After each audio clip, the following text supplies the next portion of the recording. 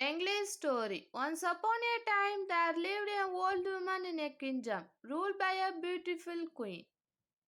The old woman had four sons who always fought with each other and whose wives are always unkind. They all lived in the same house, but because they argued so much, everyone had separate kitchen. The old woman was sorrowful as she wished that they would be able to live as one big happy family, helping each other. She threatened to throw them out of the house if they could not learn to live as a united family. To save money, she told her sons and their wives that they would only be able to use one kitchen. She hoped that this would mean that the wife would learn to live in harmony with each other. The sons were also fed up with the situation and agreed to their mother's commands. As the old woman was poor, the sons all gave their daily earning to their mother. One day the youngest son went to find work in the city, but he had no luck. He saw a dead snake as he was returning home that evening and decided he would pick it up to take something back to his mother when the old woman asked for his earning. He told her that he had been unable to find work that day and gave her the dead snake instead. She advised her son to try again the next day. However, she knew that the snake would not make a good meal, and so she threw the dead snake onto the roof of her mud house. On that same day, the queen of the kingdom had traveled to beautiful pond to take a bath. While she was there, she removed her expensive diamond necklace and left it on the bank. An eagle had appeared over it. The eagle had been attracted to the shiny necklace and swooping down, collapsed in clouds and flew away. The queen was so upset as losing her necklace that she had announced throughout her kingdom that whoever could find it would receive a reward.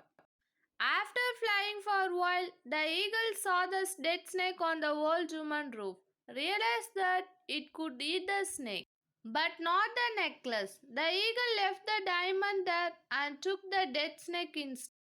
The next day, the old woman went up to her roof to put some clothing to dry in the sunshine. When she spotted the necklace, she understood that this was the queen's stolen necklace and that the queen desperately wanted it back. The old woman made a plan. She went to the queen palace and asked the god if she could see the queen.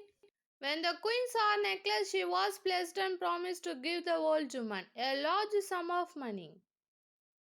The old woman declined. Instead, she said, "Thank you very much for your offer, but I am poor. I would not be able to get this treasure.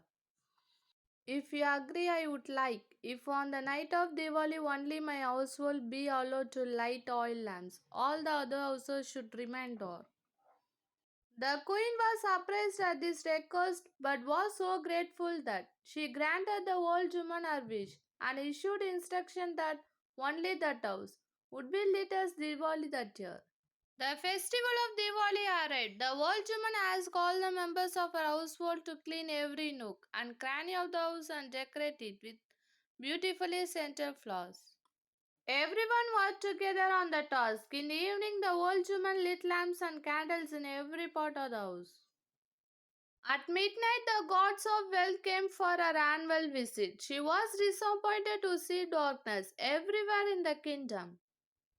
Then she saw beautiful light shining from the old woman house. As the gods loved light, she quickly made her way straight to the old woman house and knocked on the door. Hearing the knock, the old woman opened the door and signaled to her family to welcome the goddess with garlands of flowers, perfumes and sweet. This day they did, and the gods was very pleased. She asked them what they would like her to give them in return for the devotion.